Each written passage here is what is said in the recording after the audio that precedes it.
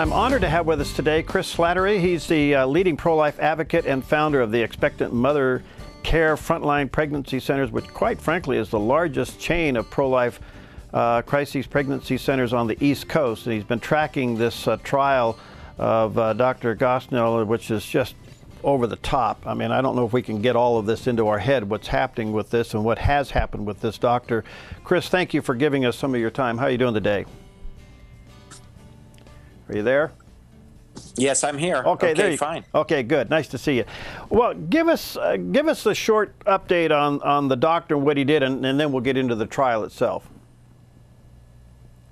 Well, the doctor is being accused of murder of numerous children and one mother, and this case has gone on for over a month in trial in Philadelphia.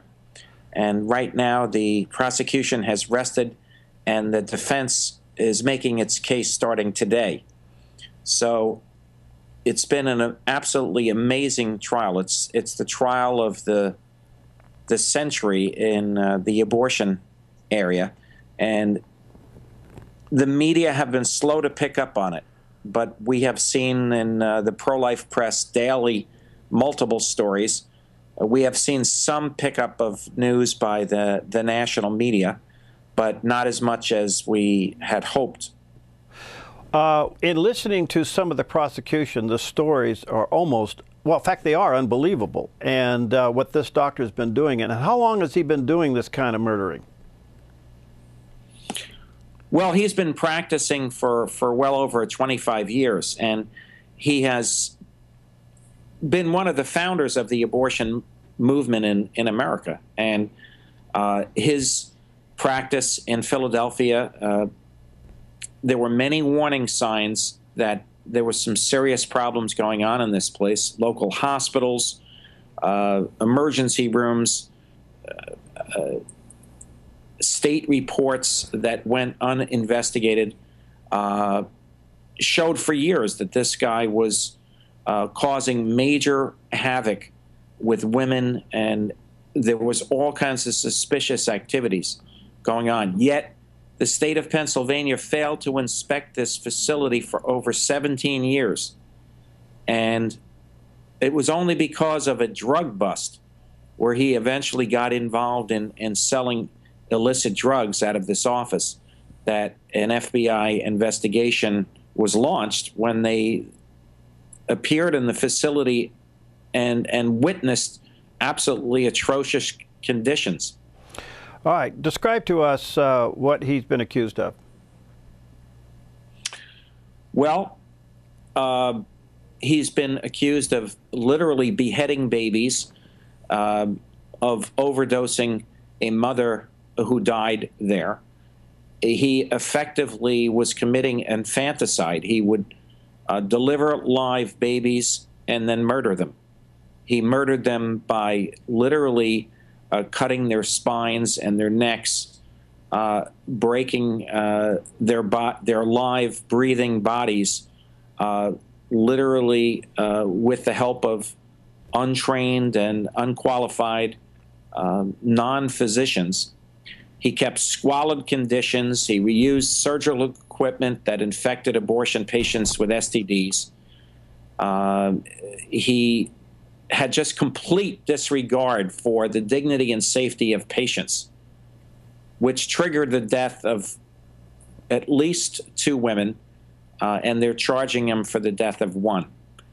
And eyewitnesses concur that the words cannot fully describe the absolutely appalling conditions. Many of his former staff are testifying against him, and it was just an unbelievable trial. I didn't get a chance to witness it, but I will get a chance to go to Philadelphia next week, a week from today, and we'll go to this ongoing trial as the defense makes its case, and I don't know how they're going to do it. Chris, why now would the employees or the colleagues of the doctor just now come out? And I understand Ms. Cross, I guess, gave an incredible testimony against him, but why would they wait so long to come out against him? Well, there were some there were some early warnings from some of their staff, and they just were ignored.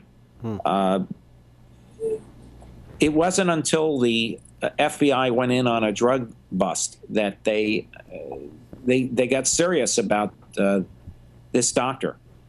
You know, you could ask yourself why the abortion industry hid this guy for years. There was the National Abortion Federation knew about him, knew about his unsavory practices and conditions. They refused him membership, but they didn't turn him in. What about Ms. Craw's testimony? Can you give us an idea what she said against him? Well, there was this, you know, just absolute callousness he had in the severing of the spines of the babies, the horrible lack of sanitary conditions, the encrusted blood on instruments, the reusing of medical instruments which would transmit disease from one woman to another. The fact that he was, you know, targeting minorities in a minority area of Philadelphia. He himself, a black doctor, just absolute indifference to human life. It's just almost too grisly to describe the details of how he treated people. And but the staggering thing is, what I'd love to see is an indictment for the medical officials in Pennsylvania who, through impraved indifference, let this kind of treatment go on, did not inspect this facility, that the hospitals that saw emergency room patients of this doctor did not take action. There are so many tips that went unnoticed. I mean, we talk about now how the FBI failed to investigate the suspects in Boston. There was far, far more evidence here to public officials in Philadelphia and Pennsylvania that there was something very wrong with this facility. And in effect, they let it go. All right. With that kind of notification, do you feel now that there'll be subsequent legal action taken on authorities? I don't think so. The district attorney of Philadelphia has not pressed any criminal charges against any public officials. There have been some, excuse me, actions taken at the state level to improve reporting requirements. There's legislation being considered now that will more tightly regulate abortion facilities, but it's way too late for the victims of Dr. Gosnell. Any reaction out of this administration towards this case? No, absolutely none. President Obama has absolutely nothing to say. And that's consistent with his behavior when he was in the Illinois legislature, where he voted down legislation that would mandate protection for infants born alive during abortions. This is what happened here in Philadelphia, and Gosnell had many, many infants born alive, and he, instead of doing what he should have done, save them, protect them, he murdered them.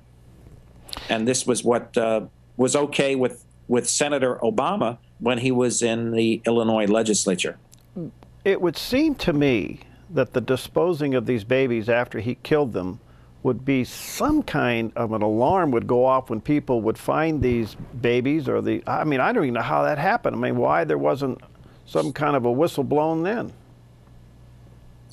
Well, you know, it's a lot of mothers that go into these abortion clinics. They do so in shame and fear, and they just accept what goes on in some cases as just a part of doing business. And the abortion industry, which uncovered what was going on, failed to turn in this man because, of course, it was an embarrassment to the abortion industry. And even today, pro-lifers are being blamed for this, driving women to these kind of places because other facilities are being shut down by regulation. It's just upside down.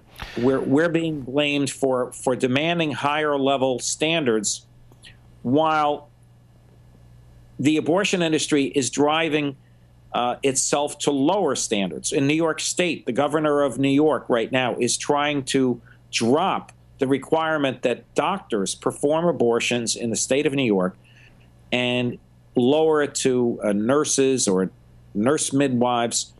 They have not strengthened medical clinic regulation. If anything, with new legislation, they're going to allow third trimester abortions in doctors' offices rather than the current requirement that they be performed in hospitals.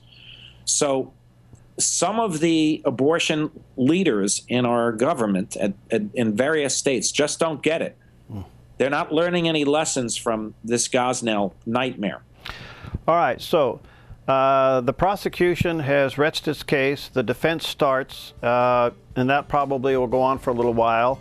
And the only thing we can do is hopefully people like you and others will keep us informed, Chris, on what happens with this, because it is the exposure that we knew happened, but now here it is in front and center that we can be able to take action on this kind of stuff.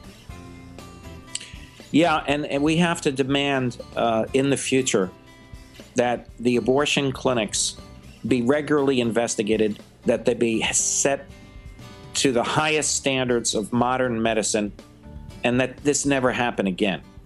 But it is happening across the country in many, many settings. We see Maryland, for instance. We see a woman recently died there at 33 weeks in pregnancy, a New York woman. And yet the investigators have not stopped Leroy Carhart, an abortionist operating out of Germantown, Maryland, from continuing to abort under very, very suspicious circumstances. It takes vigilance to stop these abortionists across America. Well, Chris, thank you for your time, and thank you for your work and your passion, and we'll have you back as the trial progresses and to give us an update. But again, thank you for informing us today. Blessings on you, and we'll talk soon again, okay? Thanks very much.